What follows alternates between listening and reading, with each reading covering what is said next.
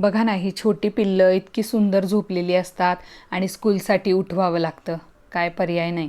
आज रात्रभर पाऊस पडत होता. सगळ्या घरात कपडे सुकत होती कारण कपडेच सुकलेली नव्हती. फॅन खाली टाकली तरी त्याला एक असा कोंबट असा वास येतो. अशी खडखडीत अशी सुकत नाही. पाण्याला पण आज काय झालं होतं, इतकं खराब पाणी येत होतं. सोसायटीमधली मोटार बहुतेक खराब झाली होती.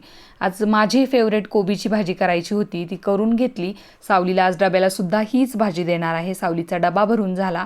तिला आज खाऊच्या डब्यामध्ये मी भेळ दिलेली आहे आणि आईंनी चटणी बनवून दिली होती. ही एकदम नवीन ताजी बनवलेली आहे. तुम्ही मसाला म्हणत असाल याला, आमच्याकडे चटणी म्हणतात याला.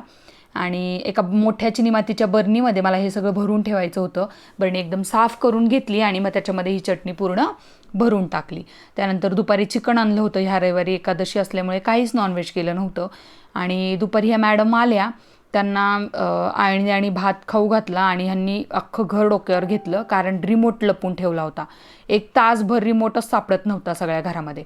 आणि रिमोट कुठे होता तर फ्रीजमध्ये नाही, फ्रीजरमध्ये होता. आणि मला असं वाटलं की आता सेल चालणारच नाहीत, खराब होतील, पण चालू होता. असे काहीतरी एक एक उद्योग करत असतात. आणि तिला बळबळ क्लासला पाठवलं. सावलीला आणायचा टाईम झाला होता. पाऊस येईल असं वाटलेलं, रेनकोट वगैरे सोबत घेतलेले, पण पाऊस काही आला नाही. येताना हिला खूप दिवसाचं पेंडिंग काम होतं. हे कानातले तिला करायचे होते, सोन्याचे एकदम बारीक करायचे होते कारण स्कूलमध्ये शक्यतो चालत नाही. पण एकदम असं बारीक आपण चमकी घालतो ना, तर तशा टाईपमध्ये हे बारीक टॉप्स करून घेतले मी तिला, जेणेकरून पडणार नाहीत. हे असे मुलं खेळली वगैरे तरी काही वाटणार नाही अशा टाईपचे करून घेतले. शर्वीच्या कानात ऑलरेडी असेच आहेत. तर दत्तनगरला आकांक्षा ज्वेलर्स म्हणून आहेत, तर यांच्याकडे गेलेली मी करायला. काय मी यांच्याकडूनच करते. आणि यांच्याकडे माझे बिशी पण सुरू आहे, गिफ्टची बिशी सुरू आहे. आणि दुसरी जी बिशी आहे ती विनामजुरीची बिशी आहे. तर खूप छान ऑफर्स असतात यांच्याकडे. गिफ्ट तर खूप छान असतात. तर एकदा नक्की जाऊन तुम्ही व्हिजिट करा. आणि हा ट्रेंड करायचा होता रात्री, त्यामुळे मुलींनी अख्खं घर डोक्यावर घेतलं.